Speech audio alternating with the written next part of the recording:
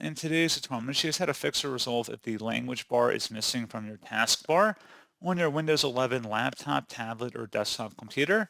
So this should hopefully be a pretty straightforward process here, guys. And without further ado, let's go ahead and jump straight into it. So all you have to do is open up the search menu and search for settings. Best result, you come back with settings. Go ahead and open that up. On the left panel, select time and language. And then on the right side, select where it says typing. And then select advanced keyboard settings at the bottom. And where it says underneath switching input methods, use the desktop language bar when it's available. Checkmark that, make sure that is checkmarked and enabled. And that is all you have to do. So pretty straightforward process, guys. And as always, thank you for watching. I do hope that I was able to help you out. And I do look forward to catching you all in the next tutorial. Goodbye.